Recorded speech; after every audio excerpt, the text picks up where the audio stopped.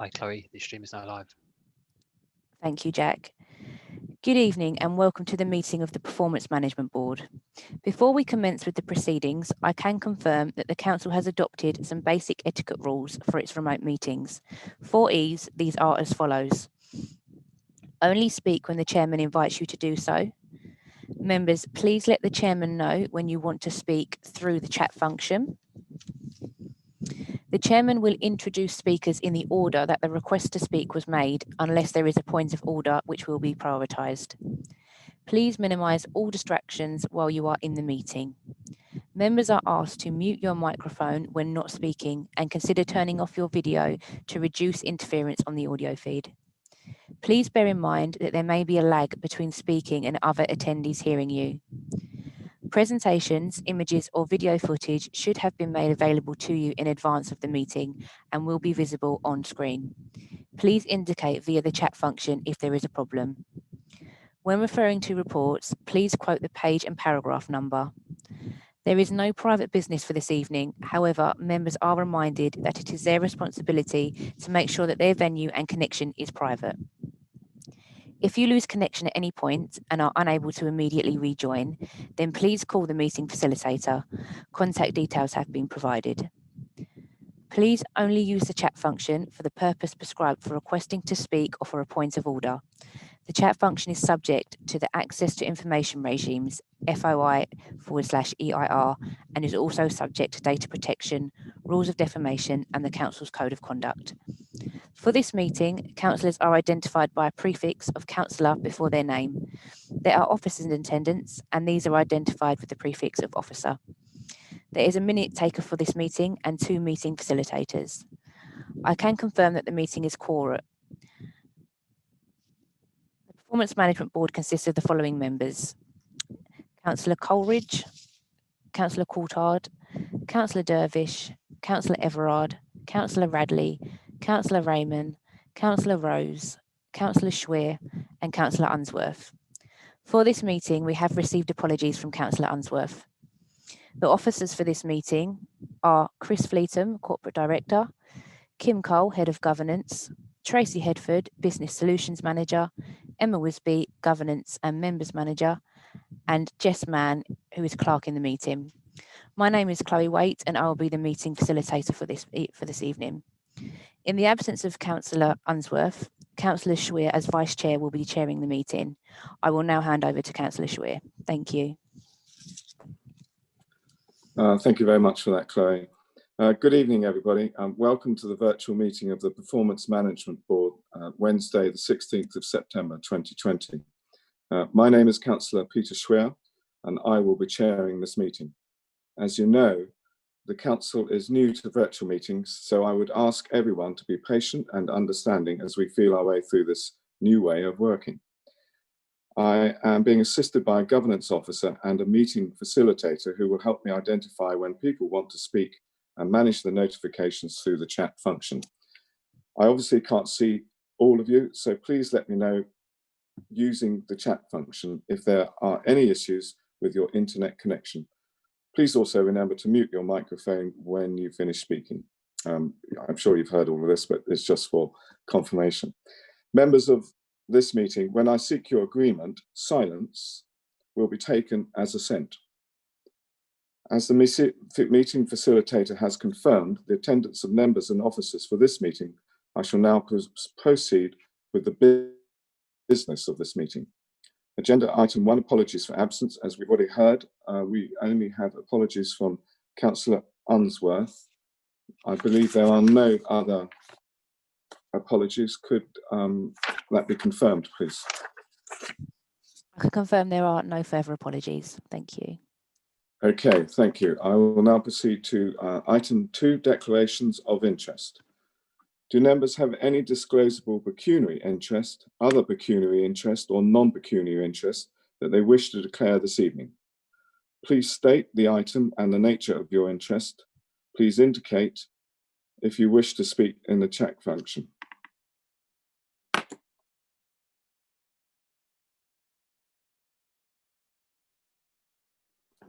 I have no indications on the chat function, and I cannot see any hands. Okay, so no declarations. Should there be any that you come across later, obviously, please disclose them at that point. If there are no more, I will then proceed to item 3, public question times. As far as I'm aware, I believe we do not have anybody speaking in public question time. Is that correct, Chloe? Yes, I confirm we have no registered speakers for this evening. Okay, thank you very much.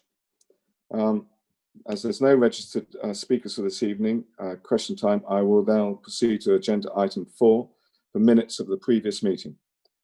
Members, for this item, I will be seeking your agreement, and as you know, silence will be assent. However, if a member wishes to raise an issue in respect of the minutes, please indicate either by waving your hand or preferably via the chat function. Do any members have any objection to the approval of the minutes as an accurate record of the meeting held on the 10th of June 2020?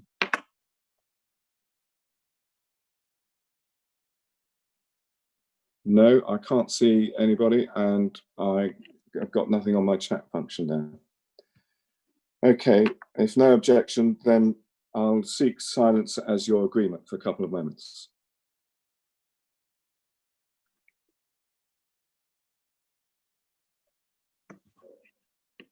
Okay, thank you, members. Your silence is agreement, and the minutes are an accurate record of this meeting. Okay, we will now proceed to agenda item 5, the fourth quarter and annual performance management report 2019-20. Members, this report is set out on pages 5 to 61 of the agenda. Please can I invite Tracy Headford, Business Solution Manager, to set out this report. Thank you. Tracy. Thank you, Chair. Good evening, everybody. Okay, so you've got in front of you there the fourth quarter performance report and the annual performance report. They are combined reports, and it reports on the performance of the Council between the 1st of January and the 31st of March 2020, and also rounds up the activities and reports on the final performance for the end of the financial year against the activities in our annual plan for 2019-20. There is also a separate report that was attached that provides you with a comparison between the third quarter, which was presented at our meeting in June, and the fourth quarter, which is being presented tonight. The separate report looks solely at the projects that have taken place over the last year and provides you with an update as to their status, and you can see where there has been a change from the last report to this report.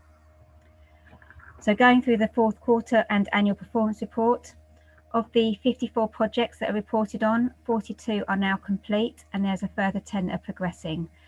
The 10 projects that haven't been completed are our more ambitious projects that have an end date either beyond March 2020 or are areas where we will continue to monitor the progress. There is one amber project in relation to the replacement of the artificial pitch at Housestead Leisure Centre. This has been marked up as amber as the project was delayed due to being unable to assign the leases as the third parties involved were furloughed and obviously the leisure centres were shut. The project will continue, but it's unable to go through the change control process to amend the end date of the project until the situation improves. And obviously at the time of writing the report, the leisure centres were still shut and the officers involved in the assigning of the leases were furloughed. Moving on to performance indicators, the report shows the outturn for the end of the quarter and for the end of the financial year, and we use the position as at the end of the financial year when summarising the performance of the Council. There are 16 performance indicators that we report on, 10 of which have either achieved or exceeded the target, and 6 of which have missed target.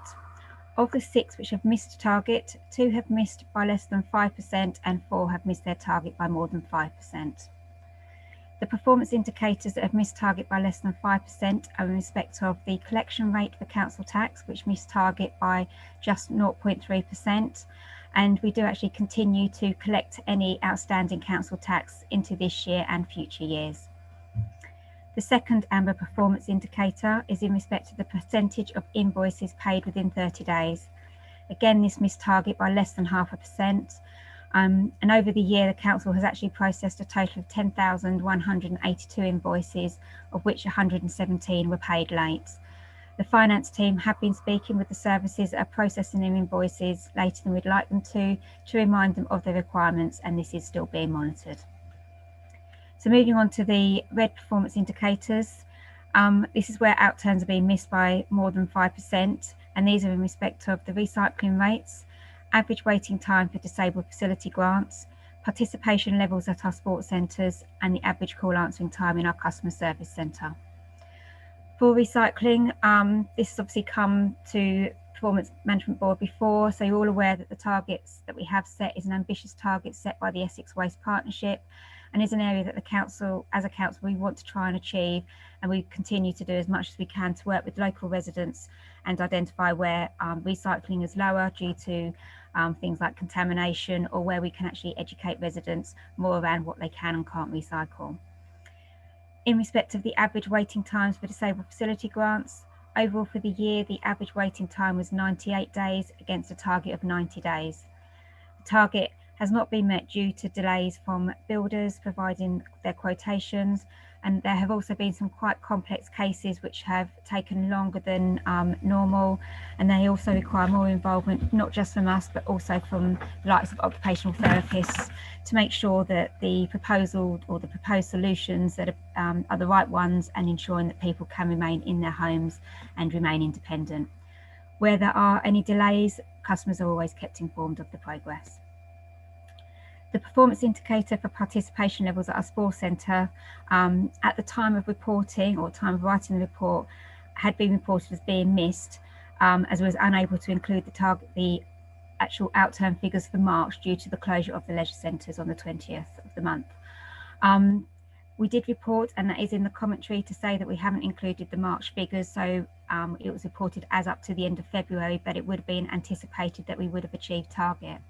I can let members know that I actually received the March figures this morning, and as up to the 20th of March, for the month of March, they achieved just over 78,000 participation.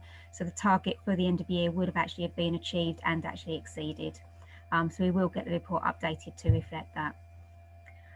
Lastly, the average call answering time in the customer service centre achieved an average of 17 seconds against a target of 15 seconds for the end of the year. This was 21 seconds in the fourth quarter. This was impacted by a couple of areas, mainly to deal with an increased number of calls relating to council tax, as the bills for 2020-21 went out in February, and also dealt with a high number of inquiries at the end of March in respect of lockdown measures and customers seeking general advice around our services and how we were providing them in relation to the coronavirus.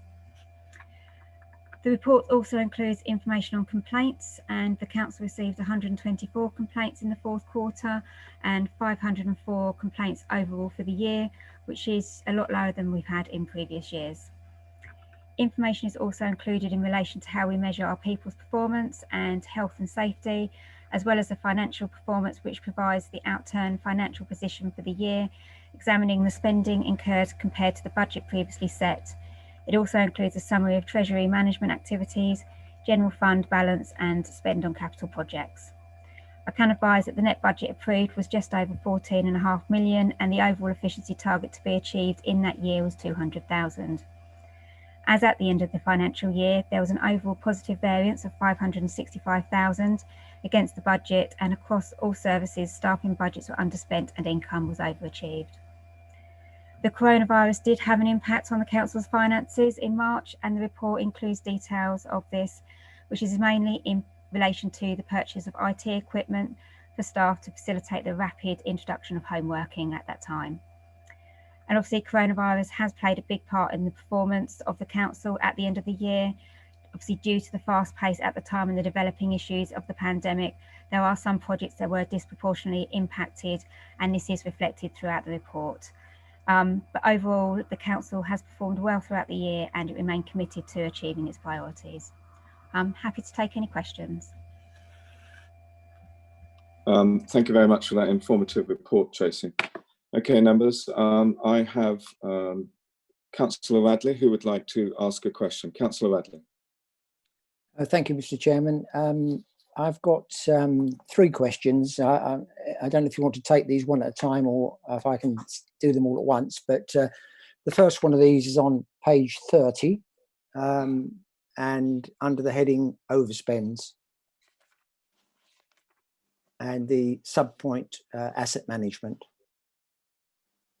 There is mention in this statement about land in Halstead and properties which are no longer being sold. I just wanted a clarification, first of all, where that land and property is. I suspect it is the land east of the High Street, but it doesn't say so. But that perhaps that can be clarified. And going with that, then, am I correct in saying that the council has now pulled out of the consortium and, as such, has incurred in the process £190,000 worth of cost, which has now been written off, if you like, in last year's accounts? Coupled with that, why did it actually fall through? And what is the council's intention on this site going forward? So I'll perhaps leave that one for you to try to answer. Thank you, Councillor Radley. Thank you. I'll either ask, I think either Tracy and or Chris Fleeton will possibly want to ask that. So I'll hand over to the officers. Thank you. Tracy, do you want to respond to that initially with the help of Chris, or one or the other? Yeah, sorry, my unmute button wasn't working then. Yeah, I will pass that over to Chris if he's happy to answer that. If not, we can come back to you on that one. Okay. No problem. I haven't got all the details, but you are right in thinking it is the land east of High Street. We have been trying to develop that land in a number of different ways, as I'm sure the member is aware, over a number of years. Yeah. Unfortunately, that's not proved possible. A number of planning issues, and we have indeed had to write some of the costs off, although we have got a couple of properties on that site which we own and are generating rental income. We've still not reached a firm conclusion on that site. We're still looking at all the possible options, but it doesn't look like that we're going to be able to develop it as we originally anticipated. So we will update members once a final decision's been taken, but that hasn't been made as yet. Okay. Thank you, Chris. That answers your question, Councillor Radley? Yes, it is. Thank you very much. Yes. Okay. Thank you. Thank you. Sorry, Rose, you indicated that you'd like to speak. Councillor Rose. Yes, thank you, Chairman. First off, is a comment and a question, if I may. The comment is, I'd just like to thank Tracy and the finance team for a very, very detailed report and compiling that. So you can pass a thanks on, Chairman. My question is regarding the status of projects and actions. When any target is identified as likely to not be met, what is the action to address or amend the status of the project for attention or correction? Thank you. Thank you, Councillor Rose. Tracy, I think that's firmly your question. Yeah. Okay, so if it comes to light throughout the year that a project isn't going to achieve what it set out to achieve, or we might need to, it's not going to achieve it by the end date, we have what's called a change control process. So the members will, so the officers will discuss it with the group that's involved with the project to ascertain where they need to either change the end date or where they need to change the scope of the project. And we have a project management process whereby we monitor projects on a monthly basis so that we can continue to see what's going on with the projects. If a project isn't performing as it should do, like I say, they'll go through the change control process, which has to be agreed by the project manager, the project sponsor, and they have a process and an area on our project management database where they have to complete this. Sorry, I'm getting plunged into darkness here. Where they have to complete that, and it has to be agreed again. So it's quite a rigorous process they have to go through, and they have to state the reasons why. And that is, like I say, monitored by a number of areas, including myself, which we will monitor through the quarterly performance process that we have as well. Does that answer the question? Yes, thank you for that, Tracy. I just wanted to make that certain in my mind that we do have a process that we are able to track these ones that, for whatever reason, and it's very strange times at the moment, so I am sympathetic. But if you've got a process that actually flags them up, then I'm happy with that. Thank you. Thank you, Chairman. Thank you, Councillor Rose. Councillor Radley, you'd like to ask further question? Yes, thank you, Mr. Chairman. It is one further question on a completely different point. I believe it's related to page 37, earmark reserves, but to be confirmed, I guess. My question is, whereabouts do the cost of planning appeals sit within our accounts? There's no mention of it in this report. I suspect it's probably a reserve within the earmark reserves listing, perhaps. And a question coming from that would be, what was the expenditure in last financial year, and how did it compare with previous years? Thank you. Thank you, Councillor Radley. Chair, I'm happy to take that one. Councillor is quite right. We have set a reserve up for the last 2 or 3 years to deal with planning appeals. So it is part of the earmarked reserves, and that money is drawn down each year.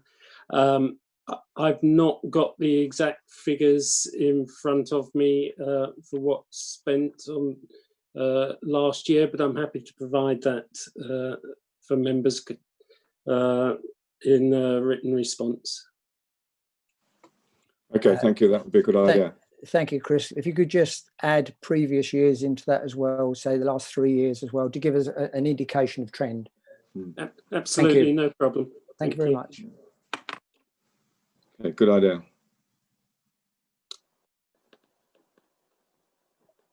Okay, I am not seeing any waving of hands or anybody else in the chat function.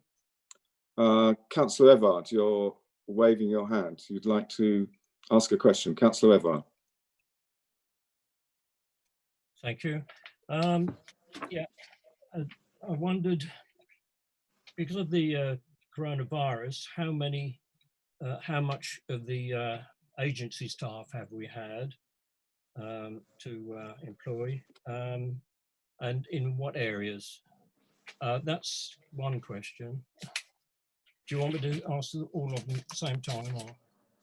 And yes, please, Councillor Evard. I think it would be helpful if you were to list the questions you want, and then we can go to the respective persons for an answer. Okay, so that's 24, page 24 at the bottom.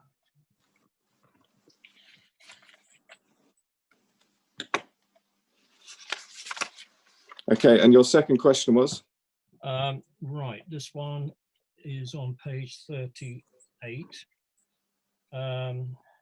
Cordons Farm, do we actually process all our waste and sort everything out there? So that's that one.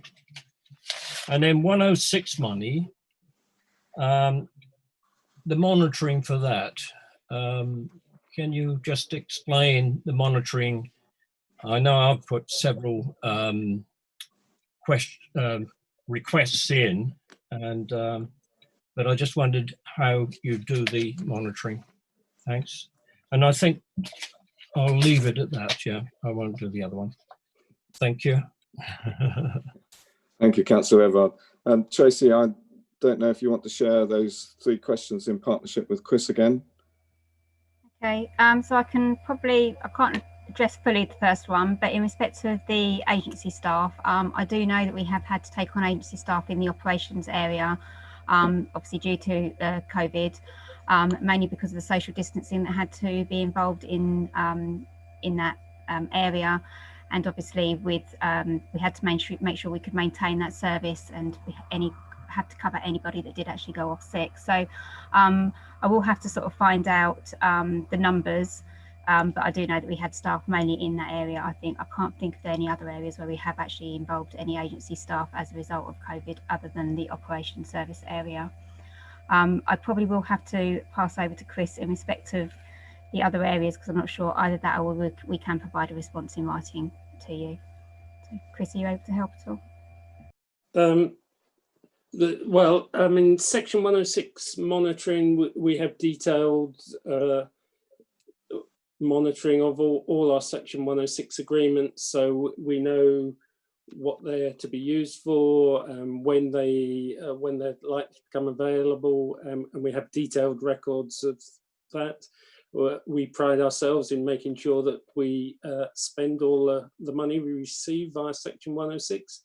As far as I'm aware, we've not, or very rarely, had to hand anything back. But other than that, I can't explain much more. I wasn't too sure the second question, I know it related to page 38, which I was trying to find. It's in respect to Cordon's Farm, whether we process all our waste there and sort everything out there. Again, the vast majority of our waste is separated at Cordon's Farm and then is moved on elsewhere. So not everything goes there if it doesn't need to be separated in the first place. But again, if you would like details from the head of operations or the operations service, they could give you much more details than I can. Okay, thank you. I think that would be a good idea to have the details sent from operations through to members. It would be helpful on that point. Thank you very much. Does that answer all your questions, Councillor Evard, with the written question information as well? Thank you very much.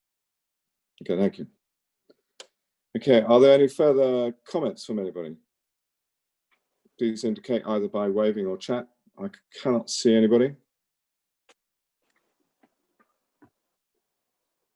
No. Okay. Thank you, members.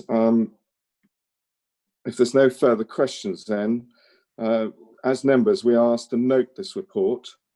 So can I take that this report is noted, and Chairman, we will.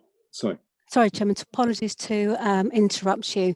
When we had our briefing for this meeting, when we took you through the prelims for this meeting, you did make reference to wishing to have a note recorded in the minutes.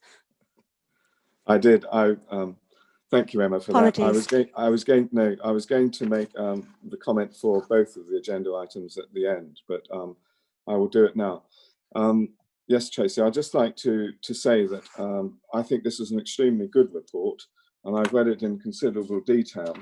And I'd like to thank you not only for the clarity of it and the way that it progresses, but I think probably all the colleagues agree that I think we need to thank the officers of Braintree District Council for their not only their ability but their agility to be able to respond very quickly to rapidly changing circumstances. And I think as a council, I think our management of this has been extremely good. And I have read in, although it's been relatively limited, but heard of other councils that have not possibly been in such a good situation as we are. And I think it's worth noting, and I would like it noted in the minutes, our thanks to the ability of our officers, and as I say, the agility as well. And I think this is an extremely good end of year report on meeting all of the targets. And I think those that were missed were missed by very little. And I think this constantly good performance by Braintree District Council is a tremendous effort by its start, and of course by the members as well. But I do want it noted, the thanks to all of our officers. So thank you. And then I will say, as this report is for noting, we will note it. So I will now ask members to not make it, if they're assent to this, that we will take silence as their assent.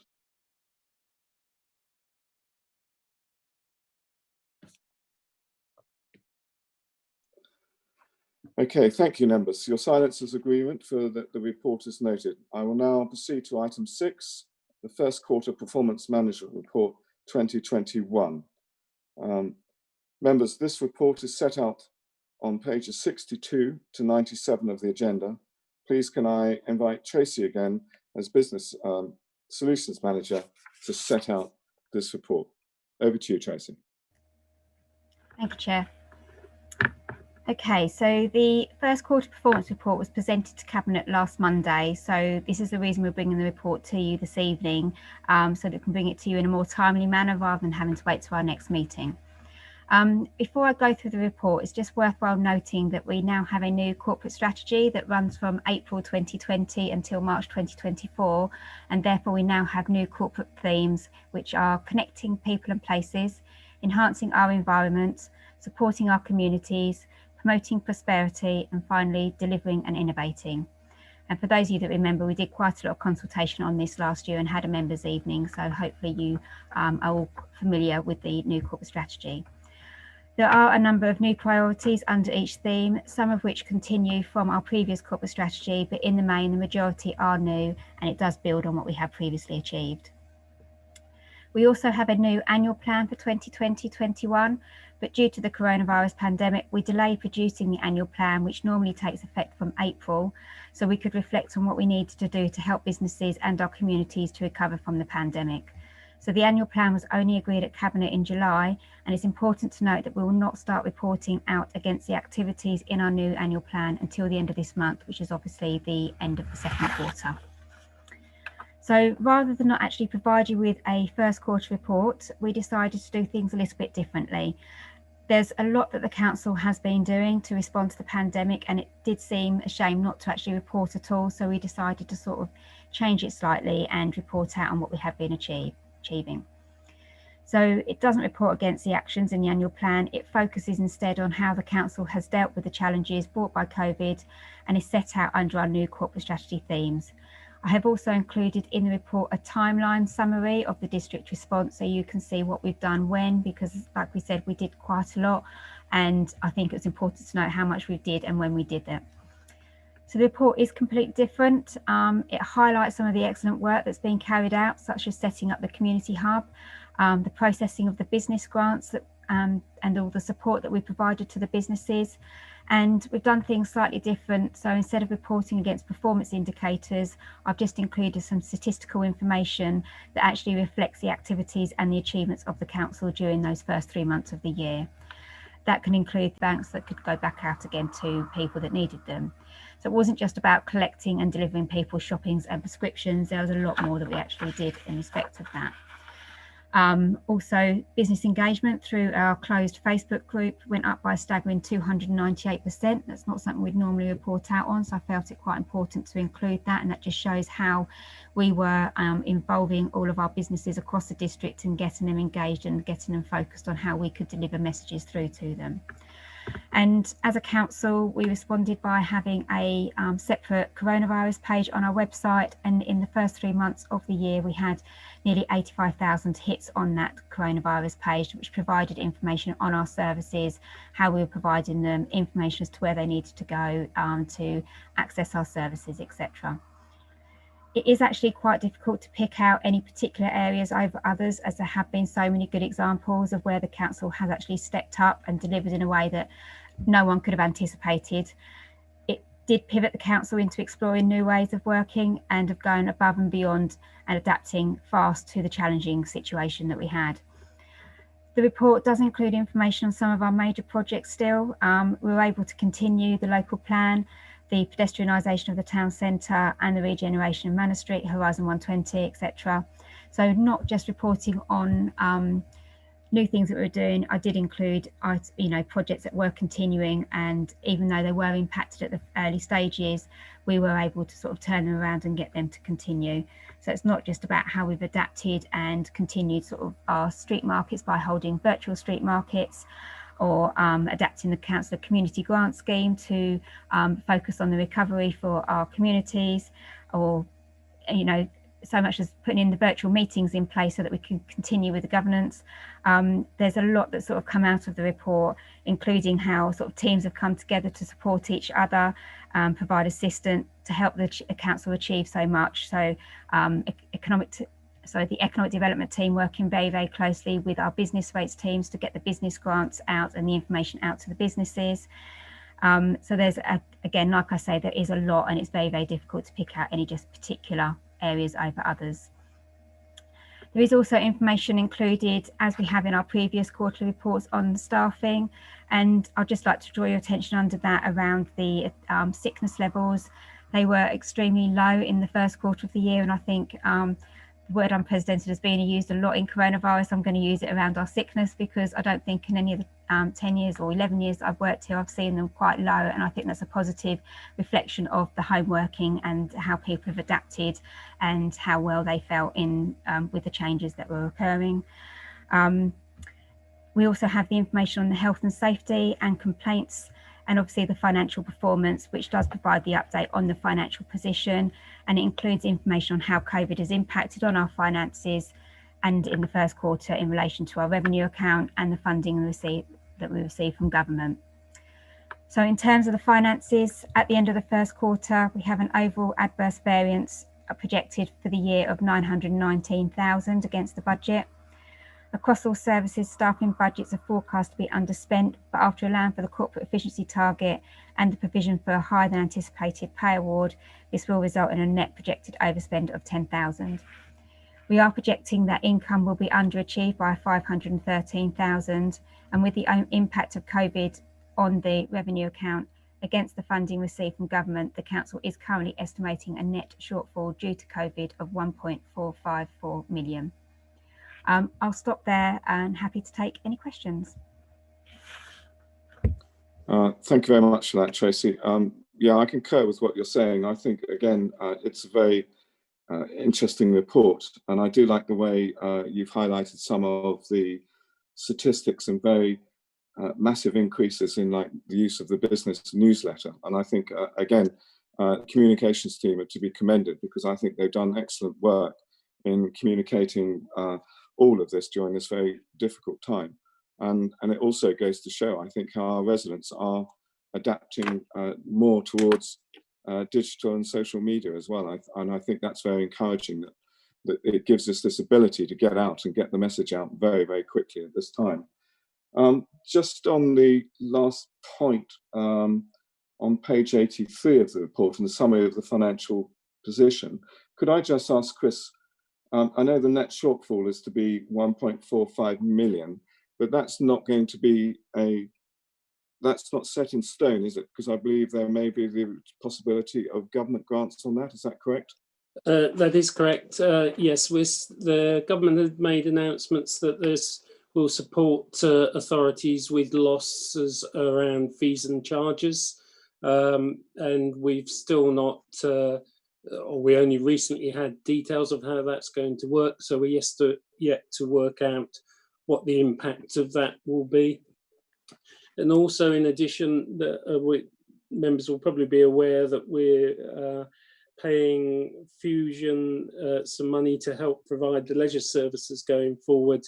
And again, there may well be, we might, either Fusion or ourselves may be able to make a bid to government to help with those support costs. So this was the position as at the end of the first quarter, but you're quite right, it's an early estimate, and we hope the position will improve over the next few weeks or months. Okay, thank you for that. I believe I've got Councillor Radley first for questions, is that correct? Yes, thank you, Mr. Chairman. Sorry, Chairman, it was Councillor Rose I'm sorry. first, and then Councillor Radley. Okay. Okay, I got that round the wrong way. Okay, my apologies. Councillor Rose, you're first. Over to you. Thank you, Jim. Thank you, Chloe. Yes, I think just draw members' attention to page 79 of the report, Chairman, and to add on to what you said earlier in your opening brief. The word in my world is communication. Industries that I've been involved with, communication is critical. In the fourth paragraph about where the district council have informed councillors, MPs, town and parish councils, partner organisations, neighbouring authorities. They've all been updated, and I think it's brilliant that they've done that. No one can ever say they're not informed, because there's an old adage in business which says that information, if not shared, is of no value. And I like to say that the communication has been very, very good. No one can ever accuse the district of not communicating out their intentions, information regarding COVID, whatever. Thank you, Chairman. Yeah, thank you, Councillor Rose. I can completely concur. As I said earlier, you know, I think our communication teams and all officers have been excellent at communicating during these very difficult times, and I think it's all due credit to them, and it's been a mark of excellence. I think that we, our colleagues, and I think especially the officers of Braintree District Council as a council as a whole, should actually be very proud of, because I think they've been excellent. Now, Councillor Radley, if I got the order right. Councillor Radley. Okay, thank you very much. Well, I would just like to echo and support a lot of the comments that have been made about this. I think this report for Q1 is an excellent presentation of report. It really does demonstrate the good work and engagement that the council officers have had with all across the district, and I think it's very good to do it in this particular way. My questions then, following on from that, really relate to page 83 and 84, which is some of the finance issues. Regarding the COVID impact, that as mentioned earlier, it's 1.4 million, I believe, at the end of Q1. That's what's showing at the moment. For the full year, it's showing 3.3 million, if I'm correct. So I guess that's really the sort of number that we are trying to recover back through the grants that Chris mentioned earlier. Perhaps he'd just like to comment on confidence around potentially how much of that 3.3 we could well be pulling back. Okay. Yeah, okay. I mean, the 3.3 million is our estimate of how much we think we will lose as a result of COVID. It is a very early estimate, and we've made a lot of assumptions, so that may prove to be inaccurate, may hopefully prove to be pessimistic, but it may not. What we are clear is we definitely will receive 1.89 million from government towards that. And as I just said earlier, hopefully we will receive further figures from fees and charges and also leisure, but we've not estimated those at the moment. So obviously we will update this in the next quarter performance report, by which time we should have a much better understanding of what the figure is likely to be. Hopefully a lot of this is 1 year only, relatively short term, and we will see fees and charges coming back. Having said that, we're probably anticipating that car park income won't get back up to the same levels as previous years, given people's change in shopping and going to work arrangements. So there looks like there will be some ongoing costs, but we will be looking at that and reporting in due course as we start looking at next year's budget process. Thank you. Just to continue on that point, thanks for answering that initial part of my question, Chris. The other part of my question of a similar nature is that on the income, we're showing a variance of £513,000 for the quarter, but on the full year, we're showing 2.4 million, which tends to indicate that the variance per quarter is going to get worse. And my expectation would have been that the first quarter would have been a lot bigger hit, and gradually we'd start to see that variance go down. I'm just wondering what the drivers are that's pushing it even worse than Q1. And I know it's difficult to estimate this, and you're going to have an interesting time doing the budget for next year as well, by the way. Okay, that's my. Yes, as I've already said, these are really early estimates, and we're sort of forced to come up with some projections, because obviously we need to know. But I think it's in the details. We had some positive issues where actually income was better than expected in the first quarter, not related to COVID. So that's why the figures, sort of looking better in the first quarter. But I think they're mainly one-offs. I'd say I'm pretty sure it's in the detail of the report. I can't find it at the moment, but I think it's on page 88, but I haven't got time to read it and answer it at the same time. I will read page 88 at my leisure. Thank you. Yeah.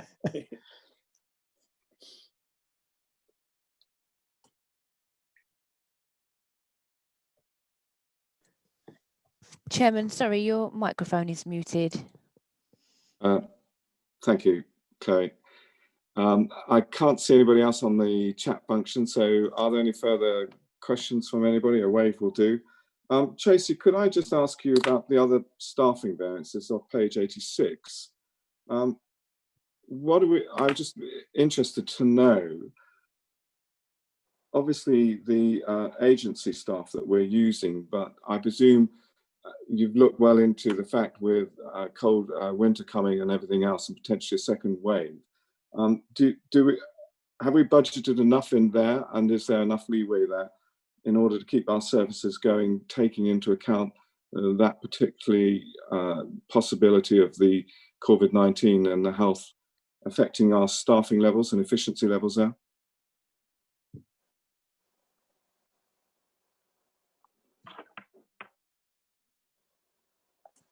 Chris, did you want to take this one, or are you happy for me to? You kick off, Tracy. I'll kick off. Okay. Obviously, with agency staff, we will have to review that as and when we need that and see obviously what happens. In respect of operations, with the use of the agency staff down there, when we do approach the winter months, we do obviously suspend the garden waste service. So we will have additional staff that we will be able to call upon in respect of that. Obviously, a lot of people are also now comfortable working from home and have now got used to that. They're not going to be plunged into that. And we do have a COVID secure premises now. So if people do want to work from the building, we have the social distancing, we have all the posters in place, and we've got all the safety equipment around, so people are able to work in the office as well. So obviously we have been able to prepare ourselves for a second wave. We weren't able to prepare for the onset of the pandemic to begin with. So yes, there may well be still use of agency staff in the future, but I do think that we are more prepared now than what we have been in all of this. Thank you. Chris, you wanted to say something?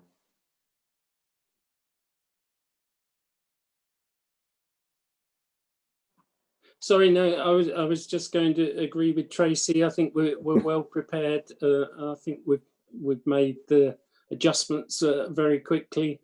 I mean, let's be honest, I've worked for the authority for over 30 years, probably the most difficult quarter that we've had to deal with in the time I've been here. And I think the authority has actually responded incredibly well. And I think the report highlights that generally. So no, very pleased where we are, to be honest. Okay, thank you for that. Yeah, I totally agree with you. Okay, if there's no further questions, Councillor Everard, I see you waving. Councillor Everard. Thank you, Chairman. Yeah, just following on what you just asked about, the government, they're imposing extra duties for us to take on, aren't they? Well, I think they. Sorry, I think they are distributing all of the grants, but I think I don't know. Tracy or Chris want to answer that in particular.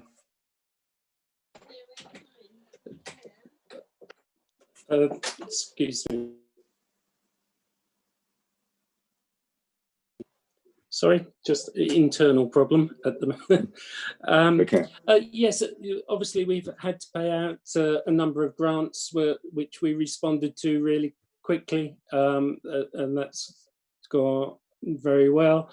Obviously, also around environmental health, the team have been engaged and working in town centres to make sure people are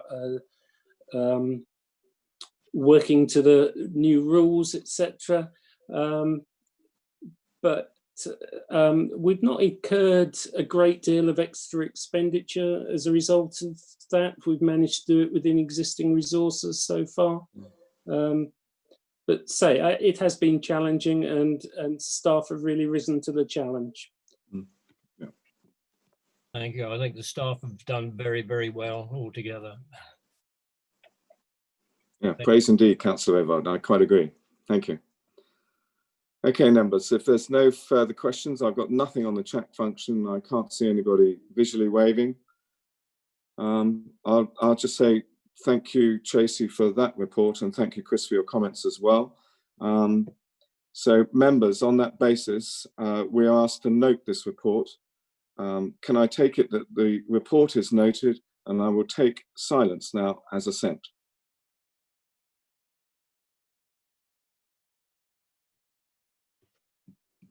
Okay, thank you, members. Your silence is agreement that the report is noted. I will now proceed to item 7 for the decision planner. Members, we are asked to consider the decision planner for the period of 1st of October 2020 to the 31st of January 2021. The decision planner was published the 1st of September 2020 and reissued on the 3rd of September 2020. Do any members wish to raise any issues in respect of the decision planner? And please indicate on the chat function or wave to me. Thank you.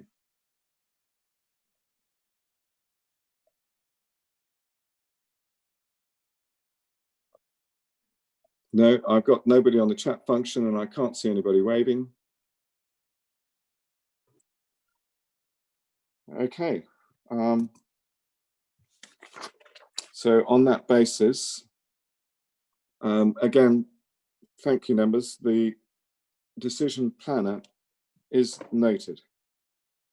In which case that really, members, concludes our business for this evening. So I think if there's nothing else, which I can't see any indication by Emma or Chloe, I will close this meeting of the Performance Board at 4 minutes 20:04 or 4 minutes past 8. Thank you, members, for your attendance this evening, and those watching the broadcast via the Council's YouTube channel. I will now hand over to the meeting facilitator. Thank you, Chairman. Thank you. Before I ask the webcaster to terminate the broadcast, I would urge members to complete the short web-based meeting feedback survey that will be emailed to you shortly. This is very important to us to help improve our meetings. I would also like to remind you that the Council will retain performance data relating to your connection to the meeting in the event of a legal challenge to this new way of holding meetings. Can I just confirm that the webcasting has ceased?